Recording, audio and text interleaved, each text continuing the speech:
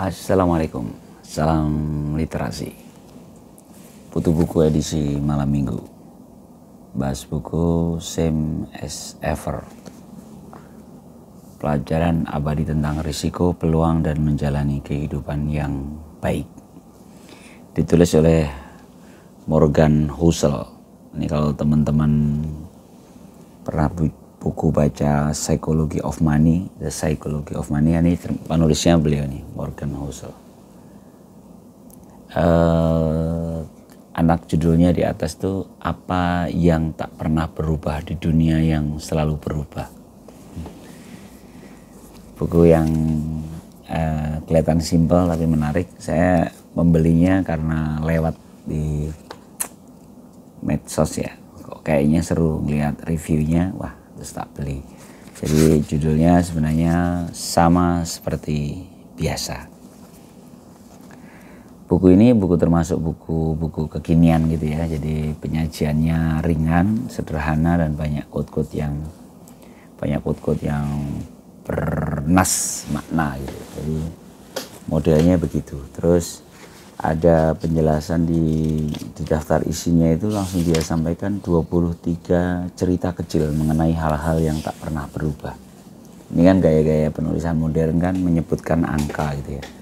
Kayak yang buku sebelumnya kan saya 21 pelajaran di abad 21 kan. Kalau ini 23 cerita kecil ya mengenai hal-hal yang tak pernah berubah. Ini dimulai dari pengantar. Ya udah, kita pelan-pelan merangkai ya. Seperti biasa ini foto buku, bukan kajian pada buku yang serius. Ini hanya ngobrolin tentang interaksi saya dengan satu buku. Dalam kesempatan kali ini adalah Same as Ever. Pengantarnya dia menulis tentang hukum kecil kehidupan. Ada percakapan menarik di pengantar itu, yang percakapannya antara Warren Buffett ya dengan seseorang itu ya. Dia pertanyaannya gini, buruk sekali keadaan sekarang ya, bagaimana caranya ekonomi bisa pulih lagi gitu kan percakapannya. Kemudian Warren berujar, Jim, kamu tahu nggak permen coklat yang paling laku tahun 1962. Terus kata Jim, apa itu? Warren jawab, sneaker. Dan kamu tahu permen coklat yang paling laku hari ini? Tidak. Apa itu? Sneaker. Jadi ini diceritakan di tahun 2009 saat ekonomi global lumpuh itu. Tapi ternyata permen coklat yang digemari di tahun 62 yang paling laku dengan tahun saat itu pun masih sama, yaitu sneaker. Jadi ini kan cerita sederhana ya, ada satu merek permen coklat yang ternyata tetap bertahan. Nah, jadi semangat buku ini sebenarnya mainan di situ. Ketika kita bicara sering terpancing orang, wah ini eranya era perubahan, tapi ternyata ada beberapa hal yang justru nggak berubah. Dan itu yang mencoba diangkat oleh penulis. Oke, cerita kecil yang pertama itu di ujung tanduk. Jika Anda tahu kita habis dari mana, Anda sadar kita tak tahu kemana kita menuju. Jadi kalau kita ini selalu di ujung tanduk itu. Ya untungnya kita itu beberapa ketidaktahuan kita itu membuat kita masih tetap bertahan. Jangan-jangan kalau kita ngerti banget apa yang akan terjadi kita, mungkin kita malah jadi nggak melakukan apa-apa gitu. Ada satu ironi yang menarik ketika belajar sejarah, ini di judulnya dibahas ya, adalah bahwa kita sering mengetahui bagaimana suatu cerita itu berakhir, tapi tidak tahu dari mana awalnya. Di sini banyak contoh ya, bahkan ketika krisis itu karena apa? Karena KPR itu kenapa? Terus dicari terus sampai ke ujung. Jadi ternyata sebabnya ada sesuatu yang bisa jadi kita nggak keterpikir itu sebabnya gitu. Bahkan kalau ini nantangin, coba deh kita cari-cari contoh yang lain gitu. Karena lalu apa, terus gitu mundur gitu. Ternyata banyak hal yang kita nggak ngerti sebabnya itu apa. Dan memang ada unsur keacakan ya. Di sini diceritakan ditulis ada dua hal yang rentan, yaitu kebetulan dan kecelakaan. Jadi sesuatu yang rentan.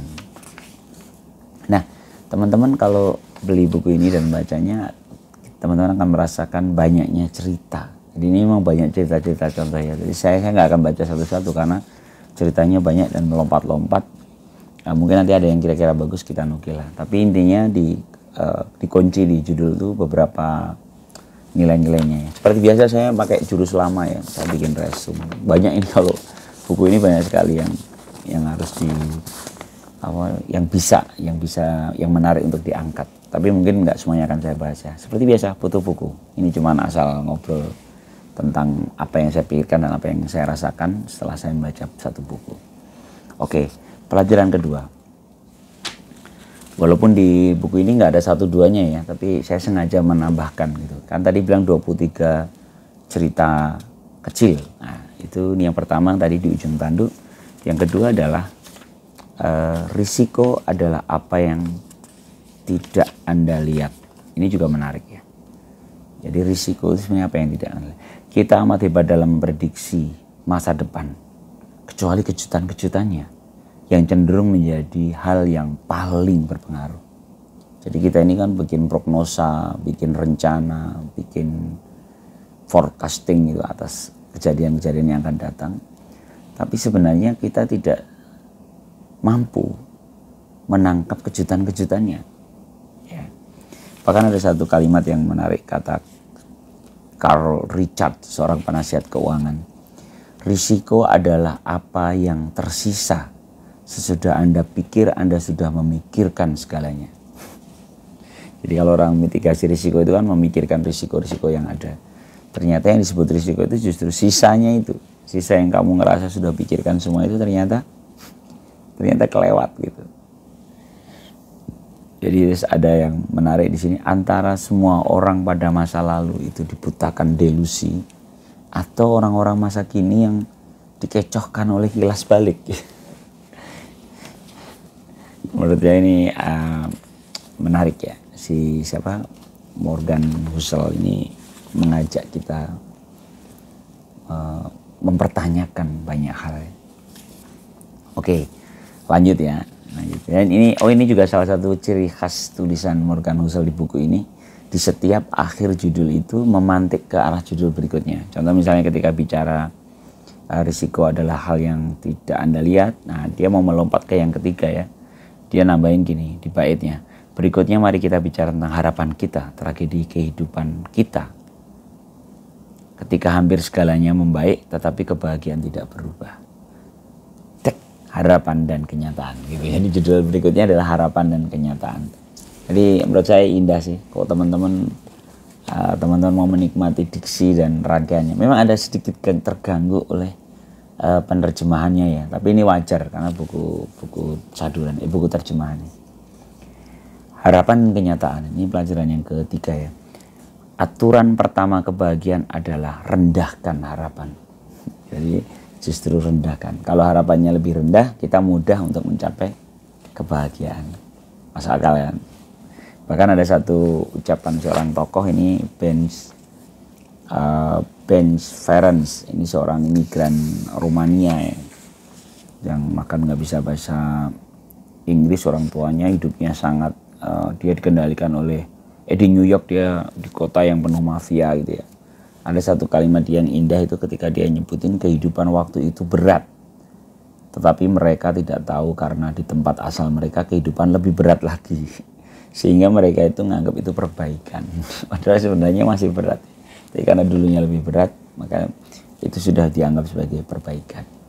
Ini sih kalau dari Al-Quran tuh yang inama al-usri yusra ya. Jadi bersama kesulitan kemudahan. Jadi dia jadi kalau dapat kesulitan tuh justru bersyukur karena kita akan mendapatkan hal mudah karena sudah ngalamin gitu, sudah ngalamin yang susah. Ada satu kalimat yang menarik lagi. Ini kata-kata si Morgan sendiri ya. Tidak ada kekayaan objektif. Semuanya relatif. Sebagian besar relatif terhadap apa yang ada di sekitar Anda. Jadi seorang kaya di satu tempat yang sangat makmur ya dia tidak terlihat kaya. Seorang yang biasa aja di tempat yang sangat minim ya dia akan sangat kaya raya gitu kan. Jadi relativitas kekayaan.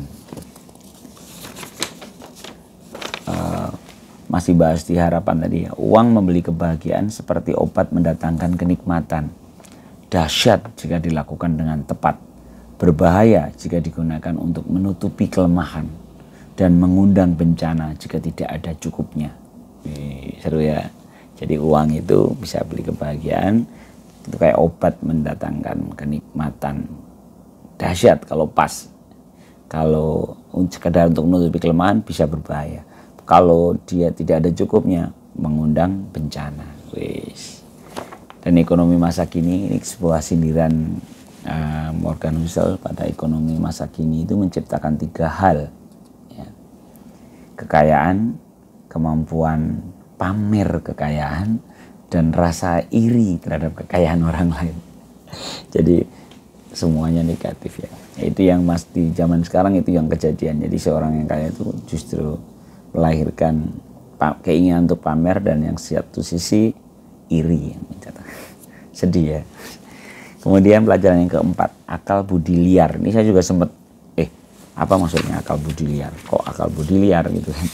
Ya, ternyata dia mengangkat bahwa betapa orang-orang yang berpikir mengenai dunia dengan cara unik yang Anda sukai juga berpikir dunia dengan cara unik yang tidak Anda sukai. Maksudnya apa? Beberapa orang-orang hebat itu justru orang-orang gila di zamannya. Orang-orang yang bahkan disebut bukan manusia dia itu kan gitu, pendapat orang-orang atas orang-orang yang berhasil di bidang. Di sini ngasih contohnya banyak sekali ya.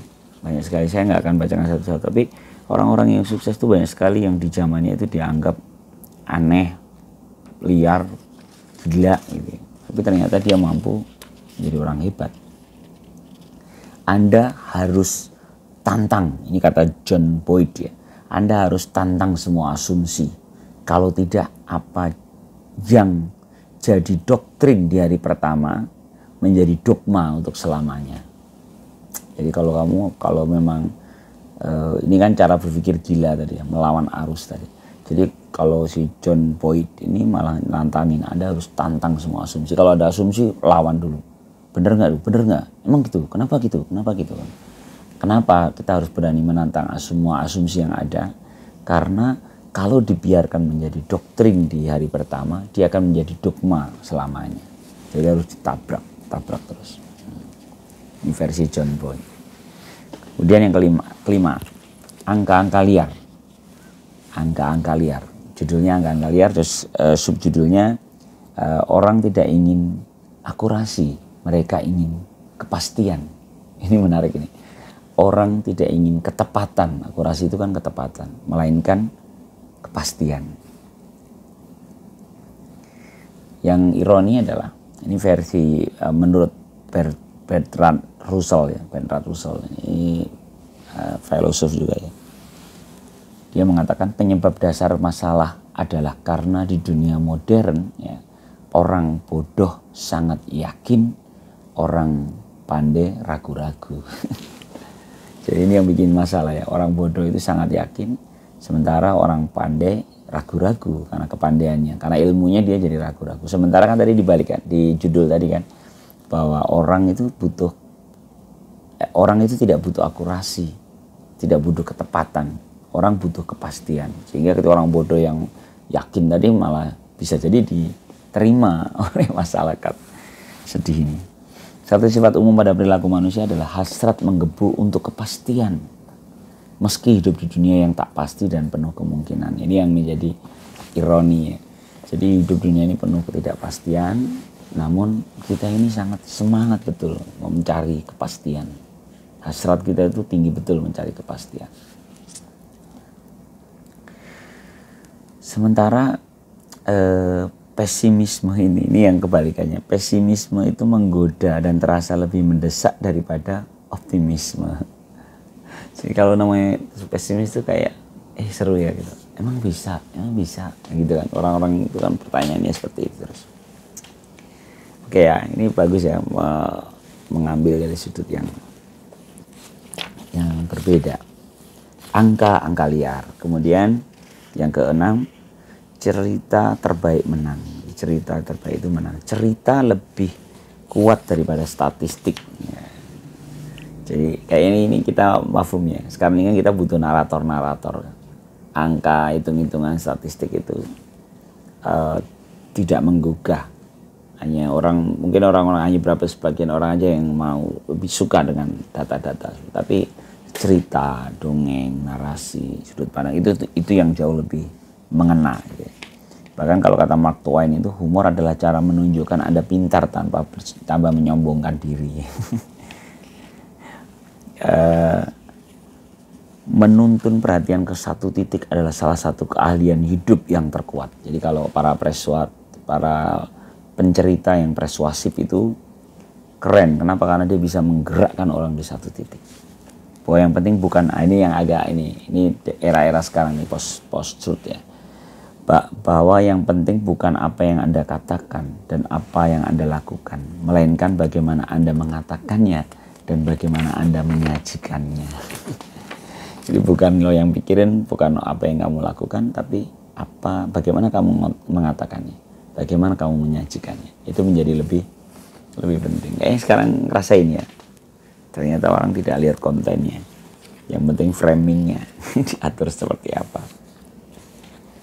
Oke, kemudian berikutnya itu tak terhitung, judulnya tak terhitung ya. Tak terhitung ini dengan tagline subjudulnya itu dunia digerakkan kekuatan-kekuatan yang tidak bisa diukur. Ada satu kalimat yang menurut saya menarik dari penulis ya. Makanya saya nukil di sini. Mereka yang bertahan dalam jangka panjang adalah yang mengerti bahwa dunia nyata merupakan rantai absurditas, kebingungan, hubungan berantakan, dan manusia tidak sempurna yang tiada akhir. Jadi akhirnya orang yang bisa bertahan itu justru yang mengerti, yang bertahan jangka panjang, yang mengerti kalau ini memang absurd, tidak terhitung. Ya. Hubungannya berantakan. Ya sebenarnya kalau kembali ke ayat ya, layah tasib, tidak terukur. Sehingga kalau kamu memahami itu, justru itu yang mampu bertahan secara jangka panjang. Ke-8, ini juga seru. Ketenangan menanam benih kegilaan.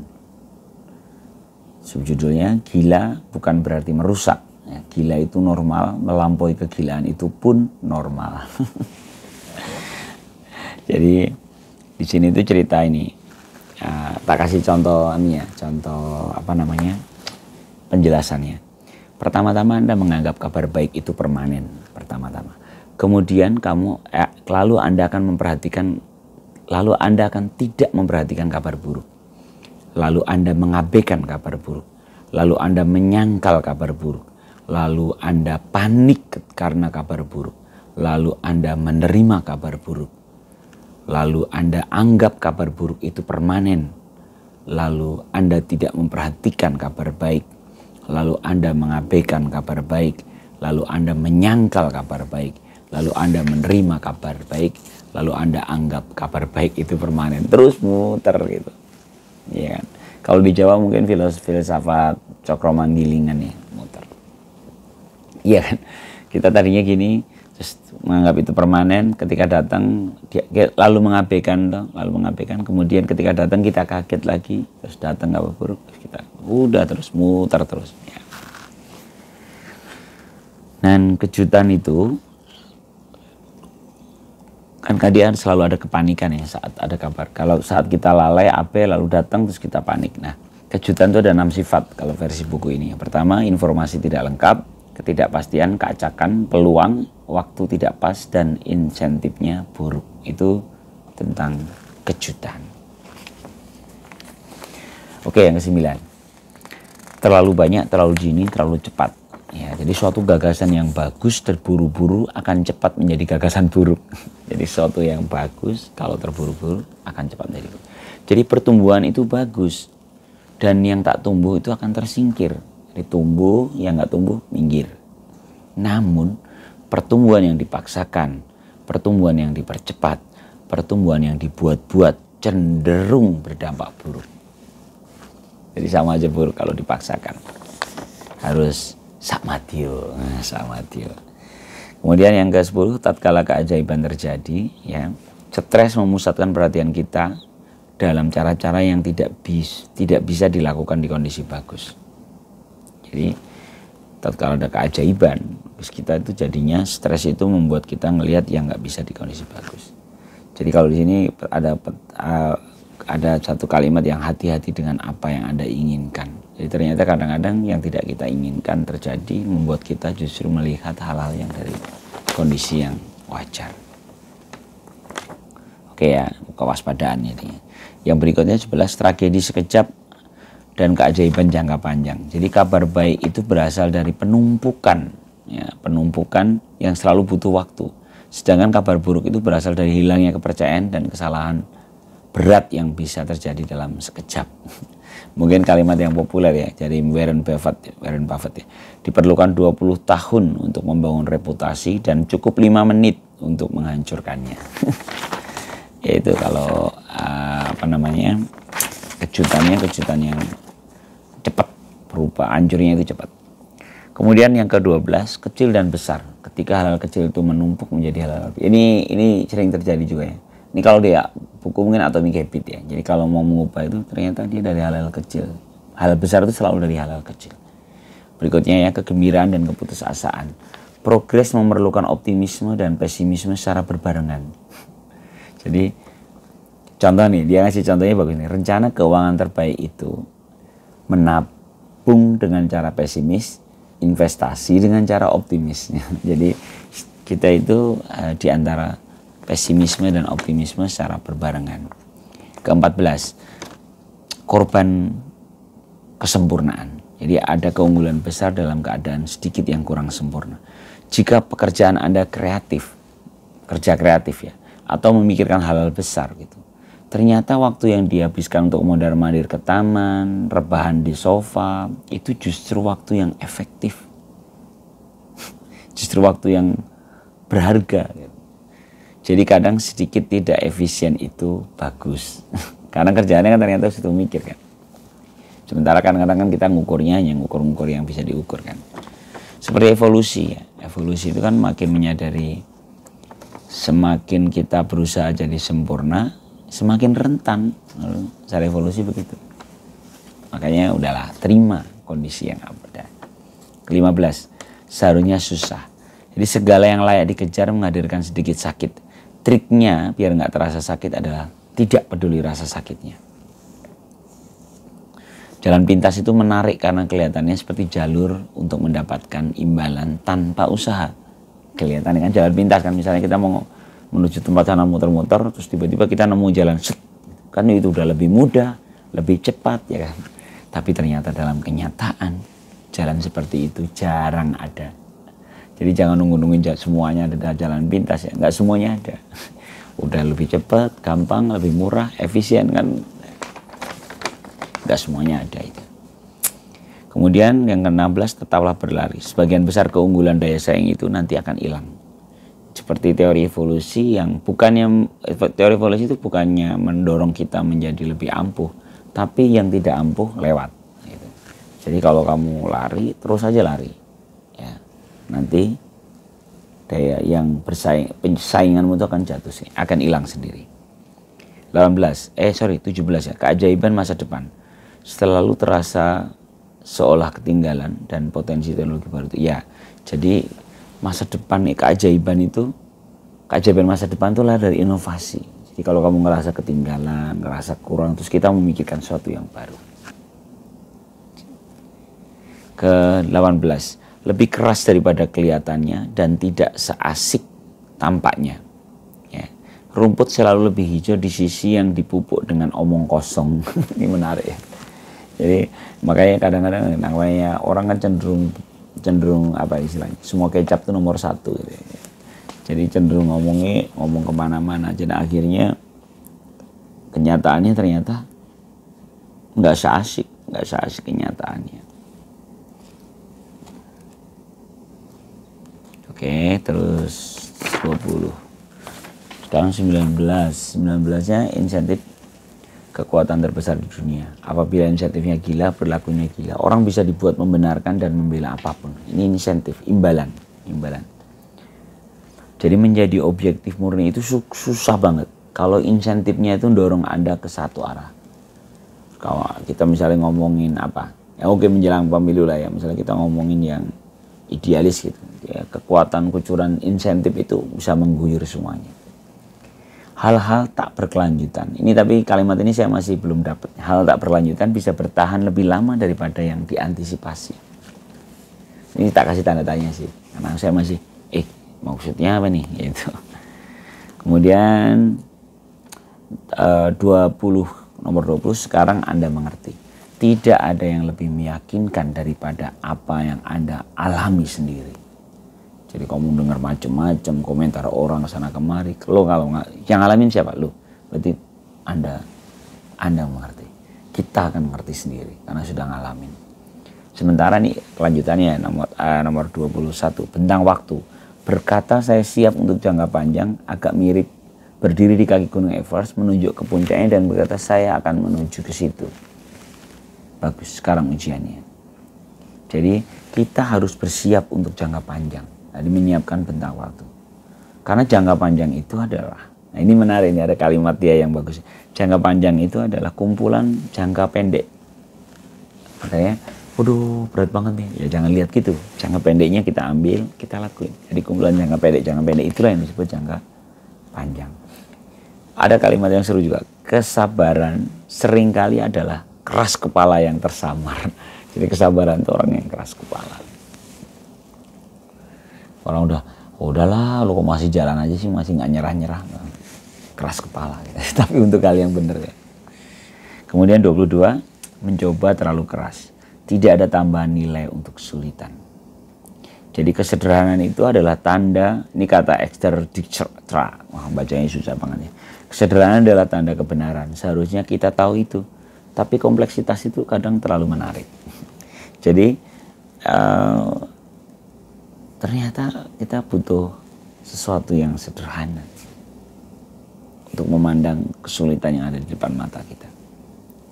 Dan terakhir adalah luka sembuh, bekas luka bertahan. Lukanya sembuh, tapi bekasnya tetap ada. Apa yang telah Anda alami, ini agak rumit bahasanya tapi aku suka juga sih.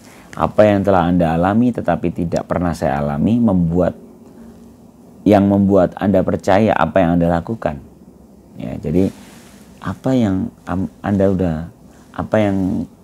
kamu sudah ngalamin dan saya nggak ngalamin nih ya, tapi membuat Anda percaya apa yang Anda lakukan, atau kebalikannya, dan apa saya bakal berpikir mengenai dunia seperti Anda jika saya mengalami apa yang Anda alami. Kira-kira kalau saya ngalamin apa yang kamu alami itu, kira-kira saya sama nggak sih yang kamu pikirkan seperti yang kamu alamin itu? Sorry agak belepotan, tapi kebayang ya. Saya akan coba buat lebih sederhana deh. Kita bisa melihat dan mengukur hampir segala hal di dunia, kecuali suasana hati, ketakutan, harapan, dendam, tujuan, pemicu, dan ekspektasi orang. Jadi sebenarnya banyak hal yang kita nggak bisa ngukur. Ya itu tadi yang saya alami, terus membuat saya melakukan itu, dan orang lain mengalami hal yang sama, tapi dia melakukan hal yang berbeda gitu loh. Karena memang suasananya akan berbeda. Ya kan? Jadi kalimat yang panjang tadi berbulat-bulat tadi, teman-teman nanti ngerasain. Kalau baca bukunya sih enak itu dibaca pelan-pelan. Saya terus sampai nemu di akhir buku, akhir alinea ya, sebelum pertanyaan-pertanyaan. Jadi ada bab pertanyaan-pertanyaannya, tapi sebelum itu ada satu kalimat ya. Saya anggap itu sebagai penutupnya. Kan saya kalau buku itu suka tak lihat sebenarnya ini apa sih yang bisa tak anggap ekornya gitu, ekor buku itu. Kalau saya nangkepnya di alinea ini. Jadi ada kalimat begini. Dan karena pengalaman akan selalu berbeda, pertentangan pendapat akan selalu ada. Sama seperti dulu. Akan terus begitu. Sama seperti biasa. Nah, ini kan judulnya kan sama. Same as ever. Ya karena memang ternyata pengalaman selalu berbeda. Ya ini buku ini ternyata di ujungnya tidak mengikat gitu, tapi membuka, melebar ya. Karena ujung-ujungnya ya kita masing-masing mulai pengalaman yang berbeda. Lalu apa yang saya dapatkan dari buku ini sih, saya terus terang sudut pandang yang berbeda atas banyak hal. Karena cara bacanya si Morgan Housel ini kan rada unik gitu. Jadi ngelihatnya kita tidak dicekoki satu hal, satu kaidah, satu nilai atau satu kalimat gitu. Tapi ini hanya memantik kita untuk memikirkannya. Saya pikir menarik. Silakan boleh dimiliki, dinikmati kalau ada yang udah dulu. Boleh kalau mau kayak cara saya nulis orat-oratan begini. Moga-moga ini menjadi bermanfaat untuk sekalian semua. Salam literasi. Assalamualaikum warahmatullahi wabarakatuh.